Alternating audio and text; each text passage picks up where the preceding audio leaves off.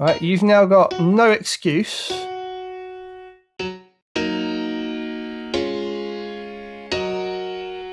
to not be writing chords. What's up guys, it's Unders and we're still doing our track from scratch. And in the last bit, we made it up. So we've got like a nice 16 bar drum break. Our break's pretty much there. We've done no mixing on it, but it's sounding pretty good. We've just done the basics to make sure we're not destroying everything as we go down the road. If you listen to tracks by the likes of Mohican Sun, there's always this kind of like mysterious pad that goes on in the background that keeps the chords going to any like vocals and other bits that pop in. I'm gonna try and build it with something like that, find the chords, give you some ideas, because I will find chords on the keyboard just here, but I'll show you a way we can do it in Logic with our point and click in case we don't know how to get the different modes and things like that. Let's just dive into it. I'll show you what we're doing. Let's go. Feeling heavy, but now I'm steady, going up, I'm hitting the ground. All right, so I'm gonna fire up the MIDI keyboard. Boom. What I'm going to do is load up my own piano. If you download the project that comes with this, you'll have it. If you want to get it straight away, you can download it, link to the description, all that fun stuff. It's called Unders Lo-Fi Piano and just a custom piano sound that I put together. So what I would probably look at doing is finding some chords that work together. You know, using this and then maybe build that into the pad. I tend to start with a piano just because the piano's always got like a neutral sound. Chords work with it, melodies work with it. It's got a nice wide range. Just find it easy to start writing with. You do whatever you want to do. This is how I do it, okay? And yeah, let me show you a way that we can do this using the piano roll if you don't have a MIDI keyboard or you don't know your chords or for whatever sodding reason, know what I mean? So let's just make a note like so. Bonk. And what we'll do, we're just going to draw a note in and we're going to put it on every single note throughout a scale. So it's on every single note throughout that scale now, right? Let's highlight all of them.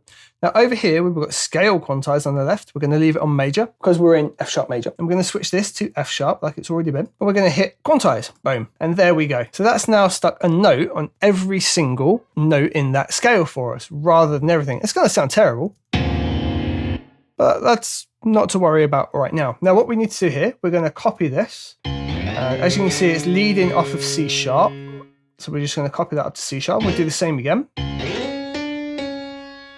Okay, we're now covering 4 octaves there. That should be good enough. Now, this bit, if you don't know how to do your scales and you don't play on the keyboard, this is going to be a lifesaver in Logic, so stay tuned for this bit. What we're going to do is go up here to this little arrow on the top left, and we're going to drag half a bar before our track starts, just like that. We're going to take this little thing that we made with all the notes on F sharp major, and we're going to put that over here. So we've now got that over there. We play our track, it's still silent. There's nothing there, right? However, if we drag this over, we've now still got our MIDI channel in this space, but because we've got it looped and it's going before our track, nothing plays. Now, like before, in the last bit where I had certain drums playing and I restricted it so you could only see the ones we'd be using, I'm going to do the same thing. And now, all of these notes are going to be within that scale. Simple as that, right?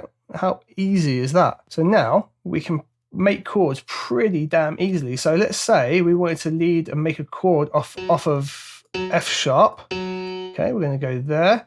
If we skip every other note, that's generally going to be a triad, right? So we'll have something like this. As long as we skip every other note, we've got safe triads. Easiest way to go.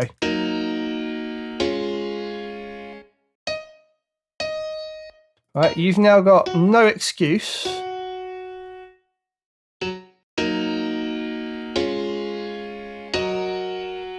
to not be writing chords. That was easy enough to make, right? Using that, you can definitely find a chord pattern that you like. What I'm going to do is now noodle about and find something that I like, and we're going to do that off camera because I might take 10-15 minutes. And once I've got something that I like on the piano, we'll move on to the next bit.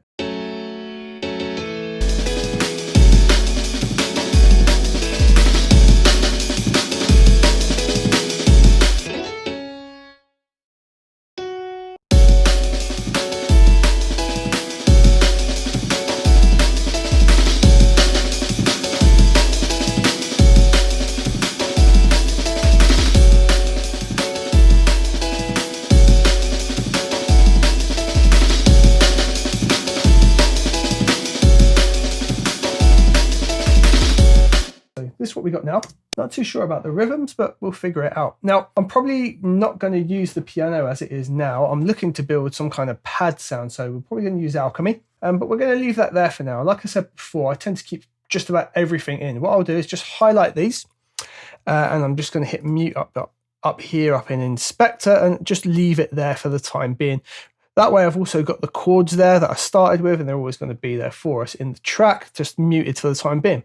So let's go plus software instrument up here, and let's go and get an Alchemy in. And what we'll probably do with Alchemy is we'll find a preset rather than building the pad from scratch, and then we'll maybe tweak that to something we're after. Real simple, just going to drag that down there, put a loop around it, and because that was muted, we'll just have to unmute that one. And now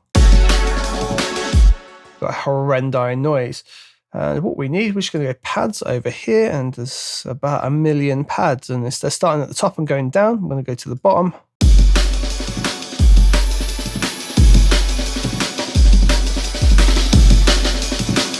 Cool, so straight away what I want to do here, just from here in that, for the pads, I just want the chords to be straight. I don't want that like little melody cut that I put in there with the change.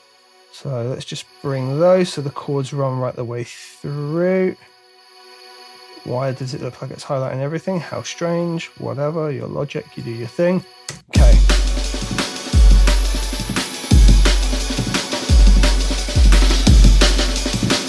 You know what? I feel like I could like half this and slow it down. So to do that, by the way, you can just hold Option, drag it along, and it stretches the whole thing out in time.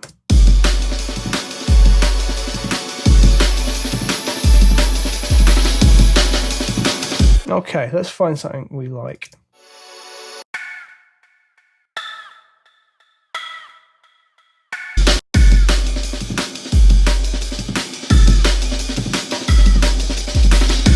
All right, so super random, but I like this wood block sound. I'm just going to keep it there. I might use it later.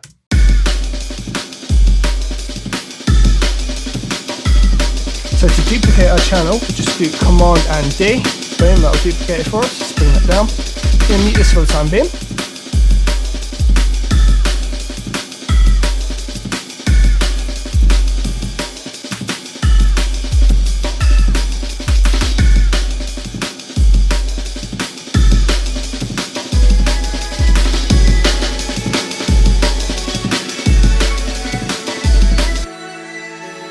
Okay, so we've got this Vox Pad Layers patch. I like what it's doing, and we're going to tweak it up. So in Alchemy, let's jump over into Advanced. There's a few things going on. So each time it jumps in, get that pitch down, right? I'm thinking we're going to need to probably get rid of that. The way it does it is it's got all these tunes here pitched to various things on each oscillator. It looks like they're all just linked to the one ADSR, hopefully. So it could be quite simple to undo it. Yeah, so they're all linked to this one called Control 4. So I can literally choose each one and dial it back, or I could actually have the Control 4 ADSR open, like we've got here, and I could potentially change it like this. And that way it's not pitching down each time, because we could put that big ramp in. So it's now not quickly snapping like this, but it instead moves into it gradually. I like that. In Alchemy, by the way, in every patch there's this at the bottom, and it takes us through loads of different settings.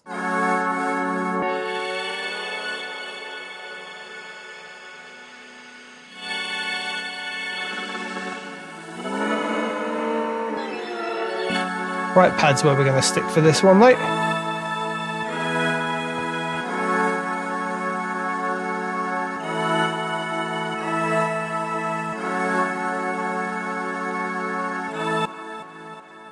So I want to kind of make the whole thing pulse. There's lots of like things linked at the minute, but this cut off here.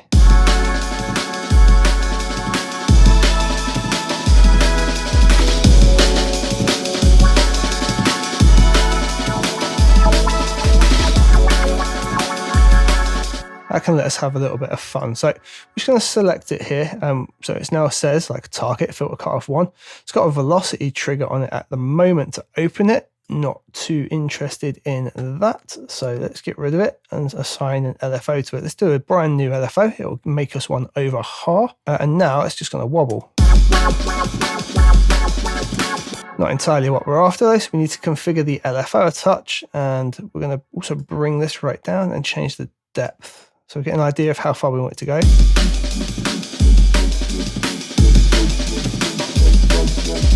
Yeah, probably somewhere around there. And now sync-wise 1/4. 1/8 might be a bit quick.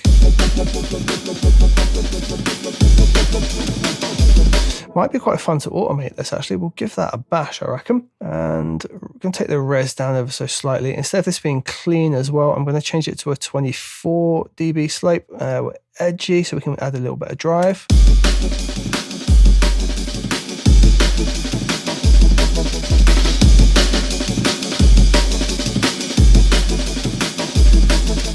And like I thought, I'm going to automate this. So what we can do just to create an automation, the simplest way I like to do it is just switch over the channel into something like latch, hit play, move the control, switch it back off of latch and into read, press A, and we should hopefully now have the control in there for it. So what I'm going to do is just have it on like the 1/4 to start off with, and then try and snap it to the 1/8 maybe in this bit where it gets a little bit quicker. I'm actually going to delete all these bits.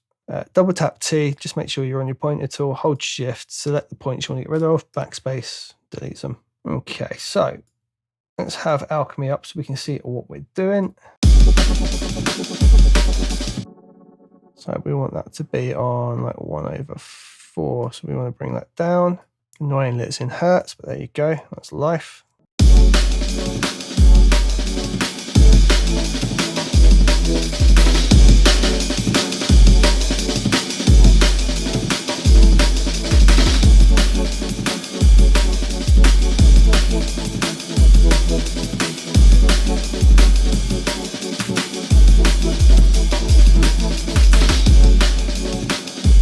And just going to keep listening to it and tweaking it till it's right.